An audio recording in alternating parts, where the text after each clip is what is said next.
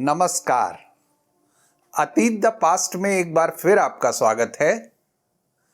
इस एपिसोड में हम चर्चा करेंगे उस वैक्सीन की जिसने काम तो किया लेकिन वो शुरू से ही विवादों में रही।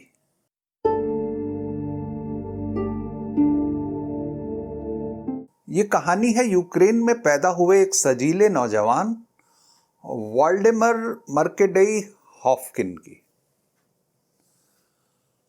अब उनके नाम के बहुत सारे उच्चारण हैं। यूक्रेन उस समय रूसी साम्राज्य का हिस्सा था, इसलिए उनके नाम का एक उच्चारण रूसी लगता है। ये जो वोल्डेमर है, इसको कुछ जगह व्लादिमीर भी लिखा जाता है। खैर, यहूदी परिवार में जन्मे हॉफकिन की दिलचस्पी शुरू से ही जंतु विज्ञान यानी जूलॉजी में थी। उन्होंने अपनी शुरुआती पढ़ाई यूक्रेन का एक बड़ा शहर है ओडेसा, उसके विश्वविद्यालय में की। वहां पर उनके गुरु थे एली मेटिनकॉफ। एली मेटिनकॉफ खुद एक बहुत बड़े इम्यूनोलॉजिस्ट थे और बाद में उन्हें नोबेल पुरस्कार भी मिला। तो वहां जब पढ़ाई खत्म हो गई तो आगे की पढ़ाई के लिए हॉफकिन चले गए रूस के प्रसिद्ध शहर सेंट पीटर्सबर्ग में। पीटर्सबर्ग में भी उन्होंने बहुत अच्छे से पढ़ाई की और जब उनकी पढ़ाई खत्म हुई तो कायदे से उनके सामने बहुत सारे रास्ते खुल जाने चाहिए थे। लेकिन तब हॉफकिन ने देखा कि उनके सामने तो बहुत सारे रास्ते बंद हैं। रूस में जिस तरह का साम्राज्य था उसमें एक यहूदी के लिए कहीं प्रोफेसर बन पाना संभव नहीं था। इसलिए वो सेंट पीटर्सबर्ग से वापस चले आए ओडेसा। ओडेसा में उन्हें एक छोटी सी नौकरी मिली और कहाँ मिली? वहाँ एक जूलॉजिकल म्यूजियम था, यानी जंतु विज्ञान अजायब घर था, उसमें उनको नौकरी मिली।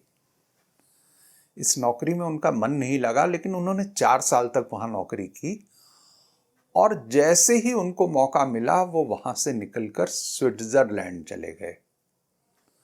स्विट्जरलैंड में उन्हें जेनेवा विश्वविद्यालय में काम भी मिल गया। लेकिन हॉफकिन की नियति उन्हें कहीं और ले जा रही थी। ये जगह थी पेरिस का पास्टर इंस्टीट्यूट, जिसकी स्थापना प्रसिद्ध माइक्रोबायोलॉजिस्ट लुई पास्चर ने की थी। उन दिनों ये इंस्टीट्यूट अपने शोध के लिए पूरी दुनिया में काफी चर्चा में था। एक तो उसने रेबीज की वैक्सीन बनाई थी और ये वैक्सीन सफल साबित हुई, इसलिए भी इसको एक प्रतिष्ठा मिल गई थी। इस बीच हॉफकिन को यह खबर मिली कि ओडेसा में जो उसके गुरु थे एली मेटिनकॉफ, वो भी पेरिस आ गए हैं और उन्होंने पास्चर इंस्टीट्यूट ज्वाइन कर ली है। तो हॉफकिन ने जेनेवा का अपना काम छोड़ा और पेरिस आ गए। पेरिस में आकर पता लगा कि उस समय पास्चर इंस्टीट्यूट में उनके लिए कोई काम नहीं है, कोई पद खाली नहीं है। एक पद वहां खाली था, वो था लाइब्रेरियन का। तो उनसे कहा गया कि आप लाइब्रेरियन ही बन जाएं और उन्होंने इसी पद पर ज्वाइन कर लिया। लेकिन इसके साथ ही उन्होंने पास्चर इंस्टीट्यूट की प्रयोगशाला में अपना प्रयोग करना जारी रखा। ये वह समय था जब हैजा एक महामारी के रूप में दुनिया में जहां तहां फैल रहा था। हर कुछ समय बाद कहीं से खबर आती थी कि वहां हैजा फैल गया और फिर हजारों लोग मर गए। हैजे पर पूरी दुनिया में शोध चल रहा था, खुद पास्चर इंस्टीट्यूट में इस पर शोध चल रहा था। हैजे के जीवाणु की भी खोज हो चुकी थी। तो माइक्रोबायोलॉजी पर शोध करते हुए हॉफकिन को लगा कि उन्हें हैजे की वैक्सीन बनानी चाहिए, और उन्होंने अपने तरीके से हैजे की एक वैक्सीन बना ली। सबसे पहले उन्होंने इस वैक्सीन का प्रयोग एक गिनी पिग पर किया, फिर कुछ और जीवों पर किया। जब उनको लगा कि ये वैक्सीन सुरक्षित है तो उन्होंने ये वैक्सीन खुद को इंजेक्ट की, और उसके बाद वो आश्वस्त हो गए कि उन्होंने वैक्सीन तैयार कर ली है।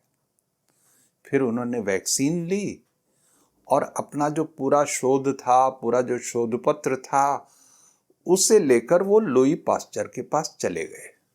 लेकिन लुई पास्चर ने जब उनका पूरा शोध पत्र पढ़ा तो वो इससे जरा भी सहमत नहीं हुए, और उन्होंने हाफकिन की वैक्सीन को पूरी तरह से नकार दिया। दुनिया के सबसे बड़े माइक्रोबायोलॉजिस्ट के पास से निराश होने के बाद हाफकिन अपने गुरु मेटिनकॉफ के पास गए, उनको सारी बात बताई, उनको अपना शोध पत्र दिखाया। लेकिन दुर्भाग्य से मेटिनकॉफ की राय भी वही थी जो लुई पास्चर की थी। अब हाफकिन ने सोचा कि यहां पास्चर इंस्टीट्यूट में तो उनकी दाल गल नहीं रही, तो उस समय एक और बड़ा इंस्टीट्यूट था इसी तरह के बायोलॉजिकल रिसर्च का, जिसे बायोलॉजिकल सोसाइटी कहते थे। वैसे उसका नाम था लिनन सोसाइटी ऑफ लंदन। तो हाफकिन अपना शोध लेकर वहां चले गए। 30 जुलाई 1892 को उन्होंने लिनन सोसाइटी में अपना शोध पत्र पढ़ा, लेकिन वहां भी इनसे कोई सहमत नहीं हुआ। दुनिया भर का कोई भी वैज्ञानिक उनसे सहमत क्यों नहीं था? दरअसल उस समय तक जो शोध हुआ था वो शोध ये कहता था कि हैजा जो है वो आंतों का रोग है, वो इम्यून सिस्टम का रोग नहीं है, और क्योंकि वो इम्यून सिस्टम का रोग नहीं है इसलिए उसकी कोई वैक्सीन नहीं हो सकती। लेकिन हाफकिन आश्वस्त थे कि उन्होंने हैजे को मात देने का एक पक्का तरीका खोज निकाला है। इसलिए जैसे जैसे असहमतियां बढ़ती गईं, उनका संकल्प और मजबूत होता गया, और फिर वो ऐसे मौके की तलाश में लग गए जहां वो अपनी वैक्सीन को सही साबित कर सके। थोड़ी बहुत कोशिशों के बाद उन्हें आखिर में यह मौका मिल गया, और वो इस वैक्सीन के साथ भारत आ गए, जहां उन्होंने अपने जीवन के अगले 22 साल गुजारे। अतीत द पास्ट के इस एपिसोड में बस इतना ही। अगले एपिसोड में हम चर्चा करेंगे कि हैजे की ये विवादास्पद वैक्सीन भारत कैसे आई और कितनी कारगर साबित हुई। विदा लेने से पहले एक अनुरोध, अगर आपको हमारा ये कार्यक्रम पसंद आता हो तो YouTube पर हमारे चैनल को सब्सक्राइब करें, उसे लाइक करें, उसे शेयर करें। आप वहां पर अपनी टिप्पणी भी दे सकते हैं, आप बता सकते हैं कि आपको ये कार्यक्रम कैसा लगा। इसके अलावा हमारा फेसबुक पेज है, आप उसे भी लाइक कर सकते हैं। एक सूचना और है कि अतीत द पास्ट अब इंस्टाग्राम पर भी उपलब्ध है, यानी इस कार्यक्रम को आप अब IGTV पर भी देख सकते हैं। आपसे अगली मुलाकात बहुत जल्द होगी, तब तक के लिए नमस्कार।